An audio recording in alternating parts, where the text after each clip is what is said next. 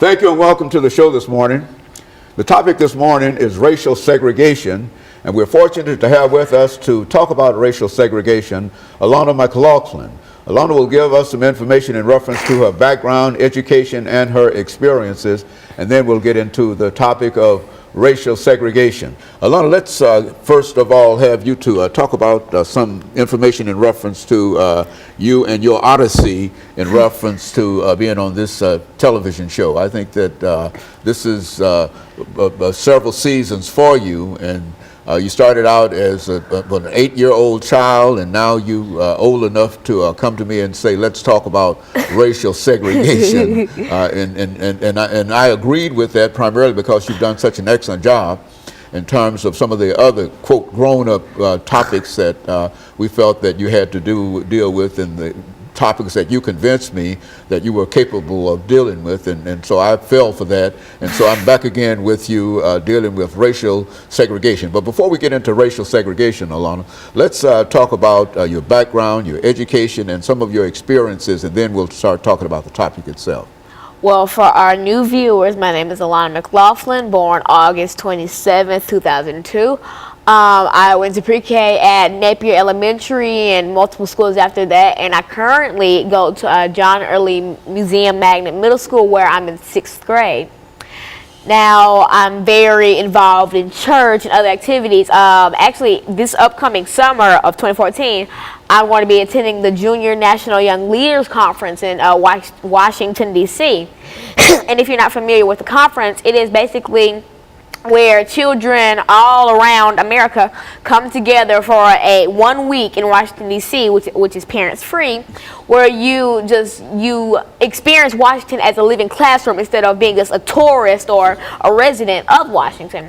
And so I'm very excited for that. And I'm also heavily involved in my school, church, and any activity I can really get into. Like at school, I'm on our debate team, the student council, everything I can get into really. I was previously on our STEP team, and I hope to be a cheerleader next year when I get into 7th grade.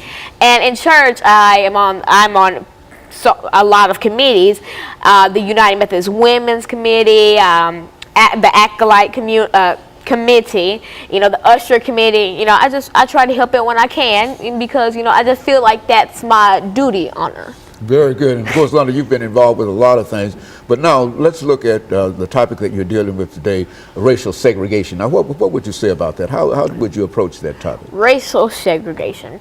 When the average person would hear that, they would think, the 1900s, Martin Luther King marching, MLK, Malcolm X type thing. But then racial segregation was more than just, the Jim Crow era, or just African Americans and segregated buses or sit-ins or anything. But it was way more than that. It expanded from just African Americans, Europeans, Ukrainians, Germans, Italians, because almost every race has experienced racial segregation. Now, going as far back in African American culture, you would think slavery. African Americans were enslaved and made to work and beaten if they did something wrong, or just beaten for their slave owners' amusement. And so that's as far back as I can previously think of for African Americans. But then for Europeans and Ukrainians and Germans, the Holocaust, or in the 14th and 15th century, Europeans were segregated just like African Americans were in the 19th era. And so basically, racial segregation just expands from just African Americans to just a lot of other places, like mulattoes and Europeans and just all races, really, because at least almost all races have experienced some type of racial segregation. Very good. And so it's really general in terms of, and is that why you wanted to talk about racial separation and segregation, not only in the United States, but racial separation and segregation all over the world, because you believe it's general and it's a problem everywhere you find it? Because not a lot of people really know that. Like, so I could hear somebody say, oh, no, white people, they didn't experience racial segregation. It was only black people when Martin Luther King had a march for us, or the Rose Park situation. It was more than that. It was almost all races. And so, from that perspective, when we come back, I want you to sort of delve into what you consider to be some of the major elements and some of the major things that has to do with racial segregation and racial separation. I think you've already indicated in a real sense that it's general and all over the world and everywhere. And I think that I can say from some of the things that you've said on this program itself that you are now enlisting yourself into the war against racial separation and racial segregation. And of course, we're going to talk about that. And we'll be back with you following this very, very short commercial break.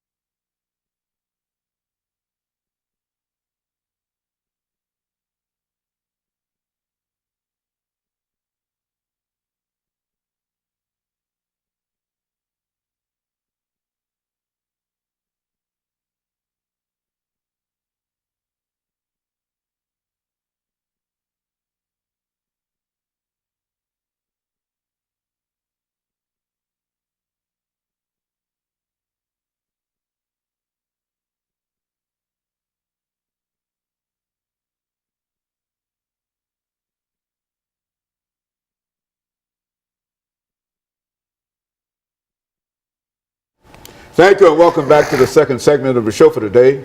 The topic is racial separation or racial segregation, and Alana has given us a taste of some of the things that she believes will play a very, very significant part in terms of separating the races. Let's pick up from where we left off when we spoke with this last segment, Alana. Well, for viewers just turning in, I am indeed Alana McLaughlin, born August 27, 2002. I'm 11 years old. I'm in 6th grade at John Early Museum Magnet Middle School. And in the previous segment, we talked about my background in education. Then we sort of got into racial segregation. Now, in the first segment, I stated that racial segregation was not only for African Americans, but it was all over. And most people don't really realize this, but it is always happening. It's still happening now. Like, for instance, once I went into a shop and I looked at an expensive piece of jewelry, a necklace, and then a sales lady, she looked at me and she said, "Do you really think you can afford that?" Because I mean, I wasn't all really done up that day. You know, my hair was crazy. I almost had on pajamas, leggings, and so basically, that still is racial separation, because a lot of people don't really realize that we have overcome that era and that it's no longer African Americans are poor, and I don't even like that mind frame that people use nowadays. Like President Obama. We did expect it, but we never knew that we would have a black president, because there are still people today who crazily think that, oh, black people are ghetto and that they're only good for making food or cleaning, and that they're all bald-headed and they all listen to rap music. I don't think I'm bald-headed. I'm fully black. I have an African-American mother and an African-American father. I don't think I'm bald-headed. I don't really like rap music. So that's a stereotype that I don't like. And then there's a stereotype about Caucasian people who they all drink Starbucks and they're all blonde who like Instagram, this social media website, don't even get me started. But that's crazy. And that's still people using this mind frame of they want to separate people. Like, there's still people today who think Hispanics only eat tacos, or they're poor in the lower class. It's crazy. I mean, because have we not already overcome this? Did Martin Luther King not die for this? Like, he didn't die for this. He died so that we could all think we were all equal and that we could all be equal, because we are. He didn't die for African American boys, or any boy, for instance, to be walking down the street with their pants at their knees, and this stereotype of that African Americans are dangerous people who carry guns and knives, and all of them have weave. It's crazy, and I don't like it, because I actually, when I go down the street or when I see anything really, I always on TV it's depicted as African Americans are this way or that way. Then there are the African Americans who think that they're higher than people, and I just think that we're all equal. We're all one, basically. We're all made in the image of God. I don't think that she's higher than him or he's higher than her. The highest up would be God to me, and I may be wrong. but I don't think I am. And so basically, I just want us to all be equal because we are, and I wish people would see that. Like, I am sick and tired of going on Facebook and seeing someone say, I saw this girl, she got robbed today by this black girl, and just cut the black out of it, okay? Okay, that black part did not need to be added. Okay, she got robbed. Okay, that could happen anywhere. A Hispanic girl could have robbed her. A white girl could have robbed her. A black girl could have robbed her. What is it about African Americans that make people think that we're all so dangerous, that we all love fried chicken and Kool-Aid? And this is stuff that I have seen on the internet. I once read a blog post on Tumblr that said that African Americans' favorite food, that their favorite meal was Kool-Aid and fried chicken. That is the most stereotypical racist thing I have ever read in my life, besides reading some of these U.S. Supreme Court cases. And now back to now back to racial segregation, because I kind of got off topic. Now, see, as I said in the first segment, that the early sign of racial segregation was slavery. Now, if you're not familiar with slavery, slavery was when African Americans were enslaved by Caucasians or people of different races. I'm not going to single white people out, but then they were enslaved by different races and made to work and clean and cook because that other races thought they were higher up on a financial or on just a regular scale than us African Americans or us people of different races. And so they thought that, hey, we can abuse them or we can batter them and we can just kick them around for our own amusement, because at the time that was something funny. And now, see, when I look back at this, I still see people who think that we're in slavery days. I still see people in my own, not in my community, but like in my own little bubble of world in the places I go. I still see people who think that black people aren't good for anything. And this is stuff that I see on social media, on Facebook, Vine and stuff. And then people want to make jokes out of it, and it's not funny. I mean, like, that would be like you going up to a Jewish person and drawing a swastika on your hand and saying, ha, ha, ha, ha, you're in the Holocaust. Like, that's not funny. You don't joke about that stuff because that's just not funny, basically. And so I'm just trying to get the word out and just tell people that, hey, I mean, just let's move forward instead of going back into the past. I mean, yes, we have to learn about the past to make the future. Like, I wouldn't be preaching right now if I didn't know about Martin Luther King and his struggles and Malcolm X and all. But I still say, let's just not recreate the past, because not all of it was pretty beautiful. So how about we recreate a future where we all think we're equal and we love our neighbor instead of, just hating people and thinking that we're better than people, because we're all equal. Nobody's better than anybody. We're equal. We're all people. We're all made with the same things. We almost all have hair and eyes. We're all humans. We all have souls, and we're people. We're just Homo sapiens.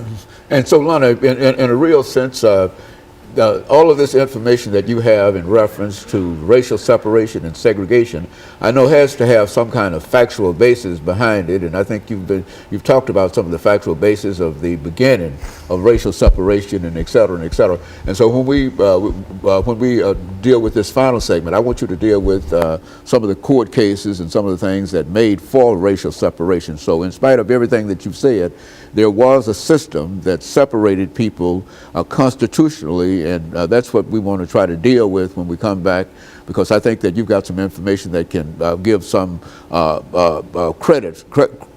credit to those individuals who have fought against some of the things that you're trying to fight against now. We can certainly appreciate that, but when we come back, let's look at some of the factual information that you have dealing with racial separation and racial segregation, and then we'll be able to, from that point on, analyze where we are going from this particular point, because I think everything that you've said is exciting and et cetera, but it really does not lay the foundation as to how we move forward. That information that you have will deal with that. And we'll be back with our audience following this very, very short commercial break.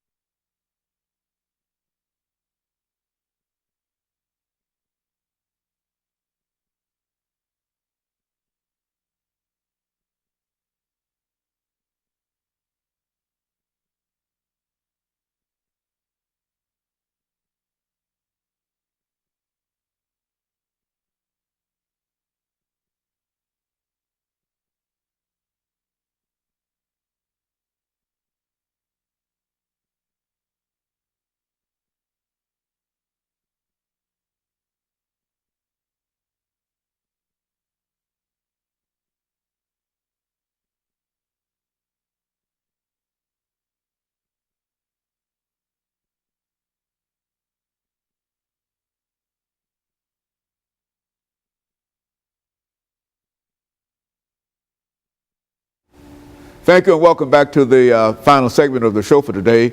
The topic is racial separation or racial segregation, and Lana has given us quite a bit of information in reference to her attitude toward equality and her attitude toward the separation of the races. But Lana, let's look at it a little deeper in terms of some of the other information that you have. Now, in the previous segments, I did say that I was Alana McLaughlin. I am Alana McLaughlin. I am 11 years old, and I go to John Early Middle School. Now, then that was the first segment of background education. Now, in the second segment, I talked about how my views on racial segregation and racial separation, you know, the bus boycotts and Rosa Parks' situation, and Dr. King and how he marched for us and Malcolm X. Now, this last segment, I want to get down to a more of a factual basis because in the previous episodes, I have given more of a commentary basis. Now, let's talk about board versus education. Now, I think that the majority of African Americans are familiar with this U.S. Supreme Court case. Now, but if you're not, I'll give you a little basis on it. The Brown versus the Board of Education was a case that basically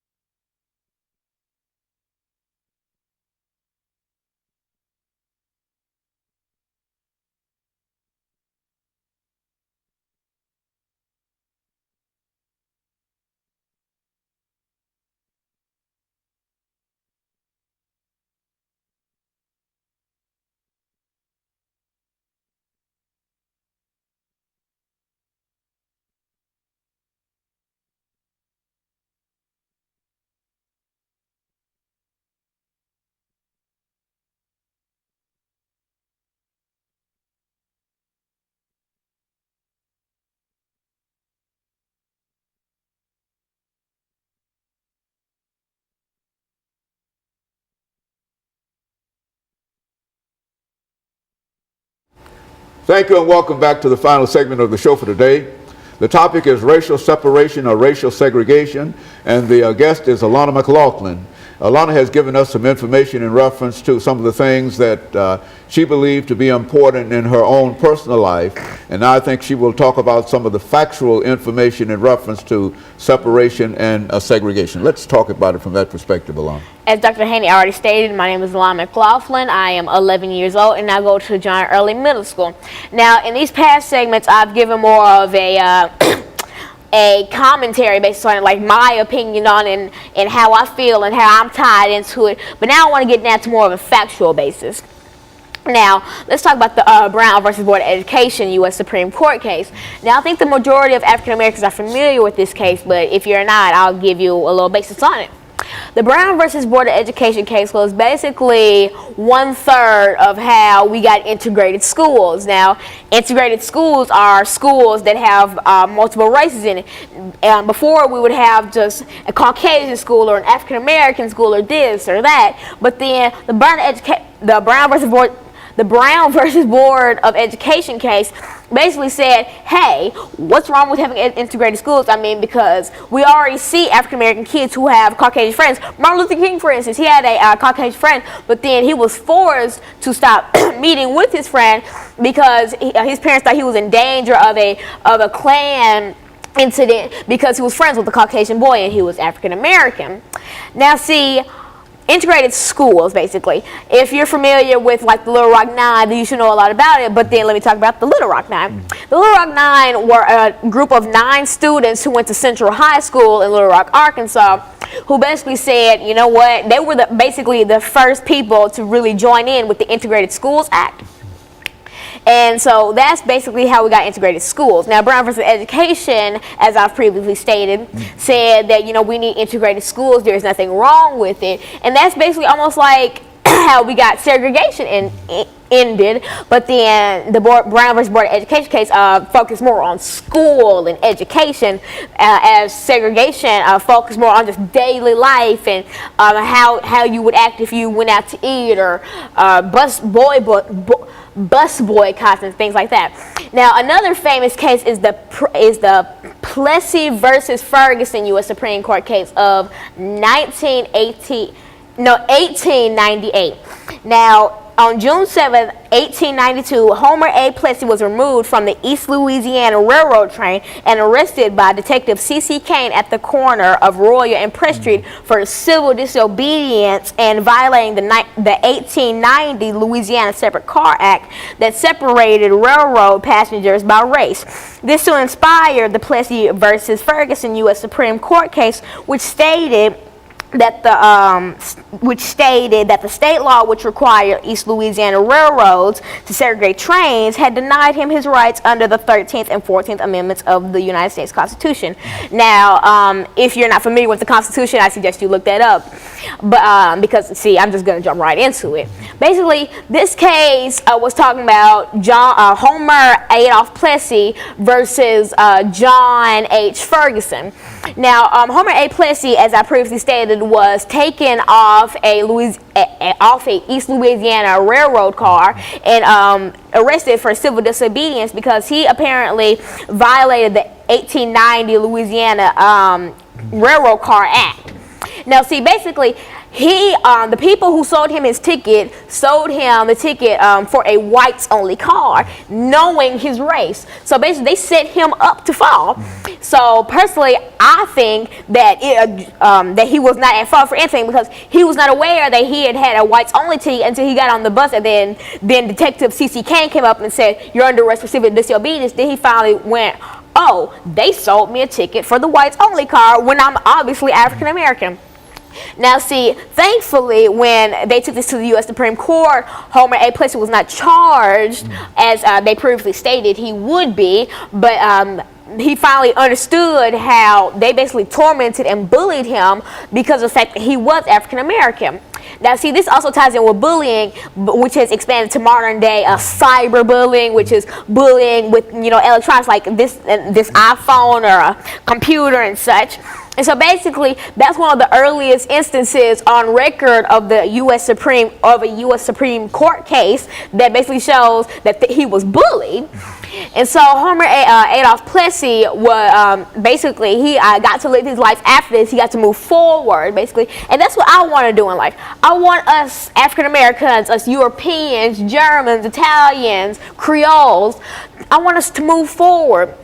Because I know that there will always be a place, and we'll always have to look back and say, hey, we were in slavery and that we were in the Jim Crow era. But then I want us to move forward from that. I want us to make an era where we get to teach our children not to go around with their pants hanging at their knees or to do this to make a living. But I want us generation, because we're going to be the future leaders. My generation, we're going to be the people who kids have to look up and I look up to, and I don't want the future kids of the world to look up and say, hey, I want to be like this. I want to have a body full of tattoos. I want to curse out everybody in my path, and I want to dress like this, because I want a generation of classy, sophisticated people. And I'm not just saying that African Americans are saying that, oh, we should do this and do that. It's anybody. I want us to have a race of people who can be leaders, not people who other people look at and say, I don't even want my child around that. I don't want my child to be around to see this,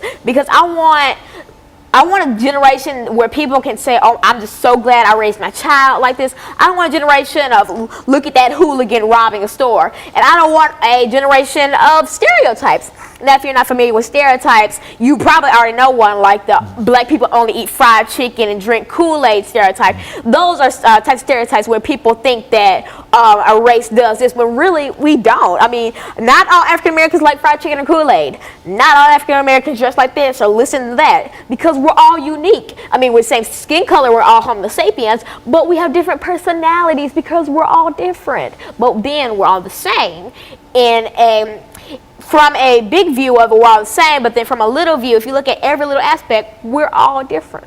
And so Lana, if looking at the Brown versus the Board of Education and Plessy versus Ferguson, you were able to bring some foundation in reference to separation of the races and et cetera. But in spite of all of that, you still believe that